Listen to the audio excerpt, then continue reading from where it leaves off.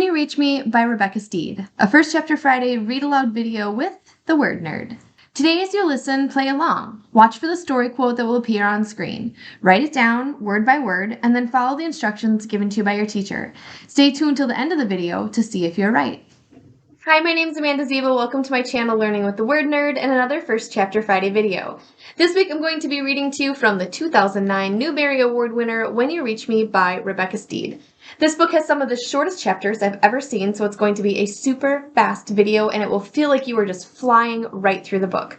Let me read you the blurb and then we'll dive right in. By 6th grade, Miranda and her best friend Sal know how to navigate their New York City neighborhood. They know where it's safe to go, like the local grocery store, and they know who to avoid, like the crazy guy in the corner.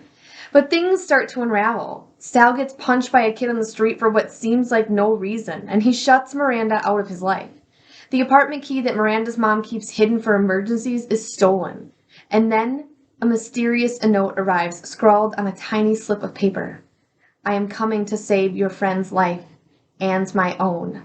I ask 2 favors. First, you must write me a letter.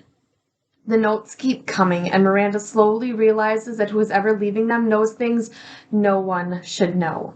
Each message brings her closer to believing that only she can prevent a tragic death, until the final note makes her think that she's too late. This remarkable novel takes place in the real world but holds a fantastic puzzle at its heart. When You Reach Me is an original, a brilliant, and profound delight. So let's dive right in.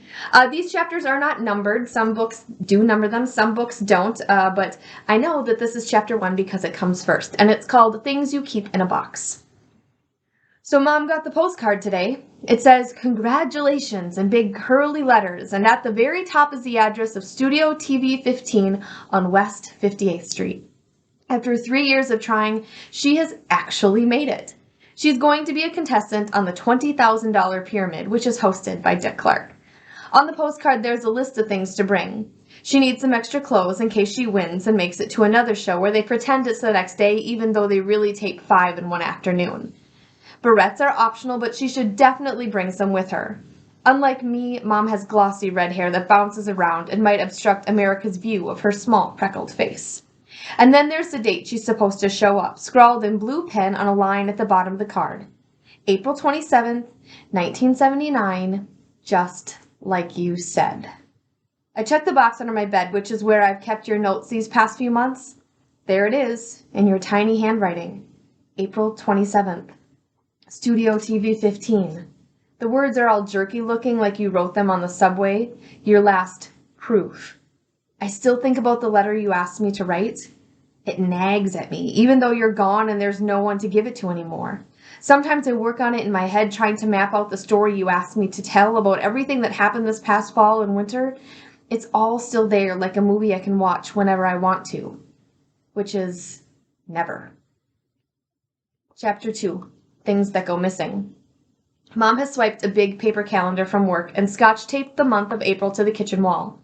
She used a fat green marker, also swiped from work, to draw a pyramid on April 27th with dollar signs and exclamation points all around it. She went out and bought a fancy egg timer that can actually measure a half minute.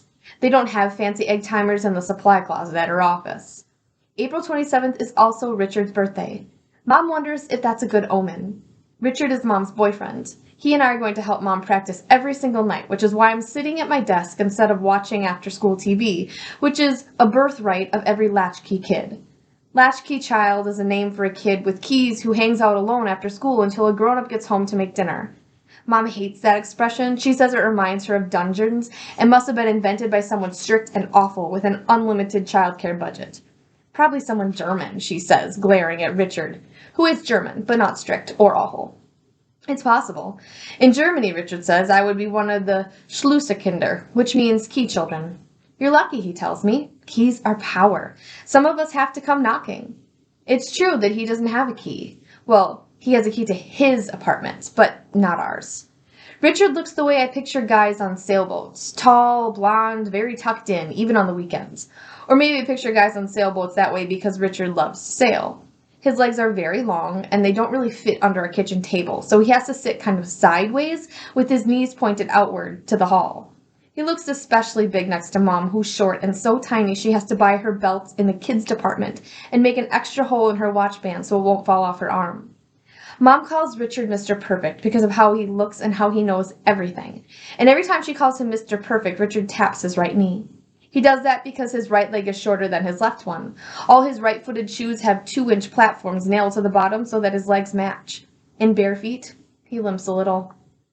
You should be grateful for that leg, Mom tells him. It's the only reason we let you around. Richard has been coming around for almost 2 years now. We have exactly 21 days to get Mom ready for the game show, so instead of watching television, I'm copying words for her to practice tonight. I write each word on one of the white index cards Mom swiped from work. When I have 7 words, I bind the cards together with a rubber band she also swiped from work. I hear Mom's key in the front door and flip over my word pile so she can't peek. Miranda? She clomps down the hall. She's on a clog kick lately and sticks her head in my room. Are you starving? I thought we'd hold dinner for Richard. I can wait. The truth is I've just eaten an entire bag of cheese doodles. After-school junk food is another fundamental right of the latchkey child. I'm sure this is true in Germany, too. You're sure you're not hungry? Want me to cut up an apple for you? What's a kind of German junk food? I ask her. Wiener Krispies? She stares at me. I have no idea. Why do you ask? No reason. Do you want the apple or not? No, and get out of here. I'm doing the words for later. Great. She smiles and reaches into her coat pocket. Catch. She lobs something toward me, and I grab what turns out to be a bundle of brand new markers in rainbow colors, held together with a fat rubber band. She clumps back toward the kitchen. Richard and I figured out a while ago that the more stuff Mom swipes from the office supply closet, the more she's hating work. I look at the markers for a second, and then I get back to my word piles. Mom has to win this money. If you want to find out how she does on the $20,000 pyramid, or who is writing Miranda these notes and what they all mean, you're definitely going to want to pick up a copy of this mystery. Maybe it's in your school library, maybe it's in your classroom library, maybe you don't have it there but you find it at your favorite local indie bookstore, or if it's none of those places, you can always get it in the link in the description box below. I hope you love this story. Happy reading, and I'll see you again next Friday for another First Chapter Friday. To continue reading When You Reach Me by Rebecca Steed, grab a copy from your school library, purchase one from a local indie bookstore, or grab it via the link in the description box below. Then be sure to check out the rest of the First Chapter Friday videos I have waiting for you. This week's mystery quote says, "Sometimes you never feel meaner than the moment you stop being mean. It's like how turning on a light makes you realize how dark the room had gotten."